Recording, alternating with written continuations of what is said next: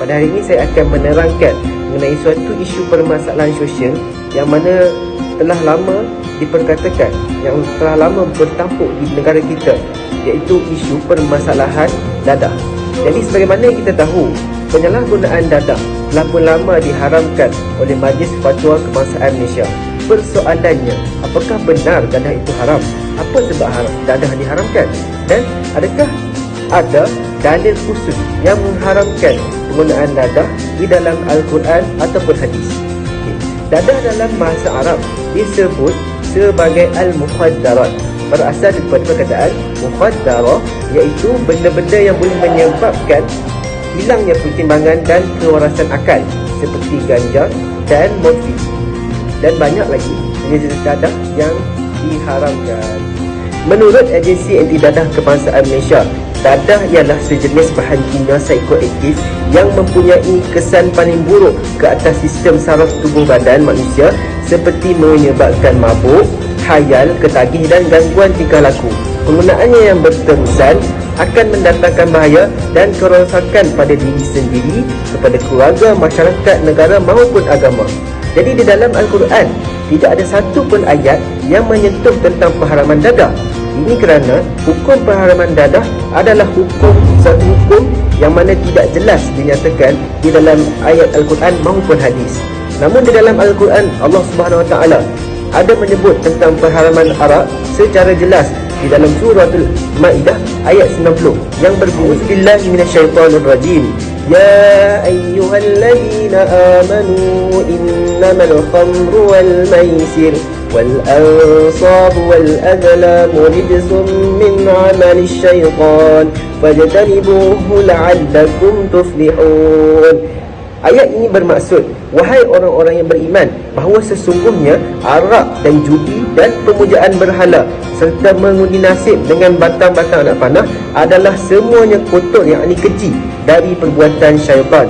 Oleh itu hendaklah kamu menjauhinya supaya kamu berjaya. Surah Al-Maidah ayat ke-90.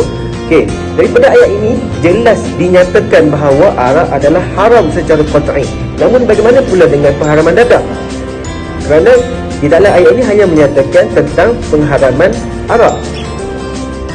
Tidak terdapat hukum khusus daripada Al-Quran ataupun As-Sunnah mengenai dadah dan jenis-jenisnya yang lain. Maka apakah kaedah yang menyebabkan dadah menjadi haram? Pengharaman arak adalah ditetapkan melalui ijma', yakni persefahaman majoriti ulama' pada suatu masalah, dan juga kias. Kias adalah yang mana dia telah dihubung kaitkan dengan dalil pengharaman arak itu tadi. Okey, menurut ijma' ulama, pengharaman arak adalah kerana ia memabukkan. Oleh itu, pengharaman tersebut mestilah sama atas semua minuman ataupun makanan yang memabukkan, tanpa perbezaan walaupun apa jua asalnya. Ini berdasarkan hadis daripada Rasulullah SAW, kullu syarabin athqara fahuwa haram, yang bermaksud semua yang memabukkan adalah haram. Riwayat Bukhari dan Muslim.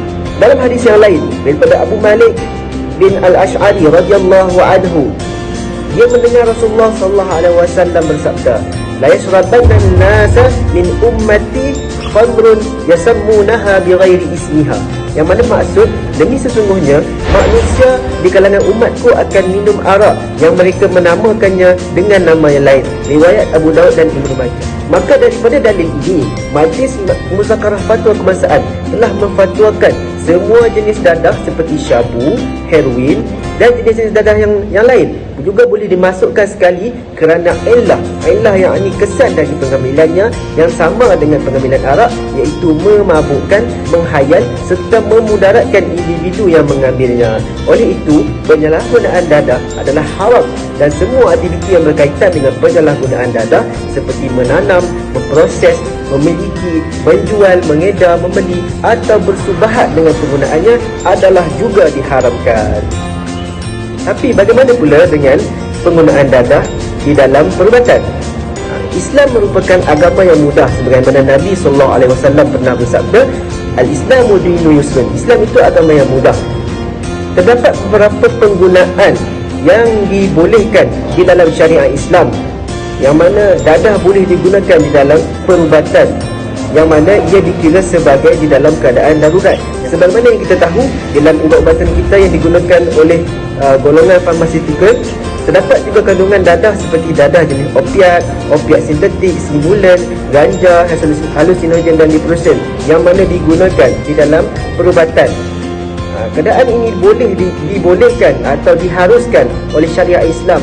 Akan tetapi, dadah rangsangan seperti ini tidak mengakibatkan ketagihan yang bermasalah kepada individu, masyarakat dan juga negara, bahkan mendatangkan manfaat untuk kesihatan manusia. Oleh itu, penggunaan dadah di dalam bahan minuman ataupun makanan yang digunakan sebagai ubat-ubatan ini tidak salah di sisi undang-undang maupun penggunaannya oleh umat Islam, kerana ianya diharuskan oleh syariat yang ditetapkan oleh Majlis Fatwa Kebangsaan Malaysia.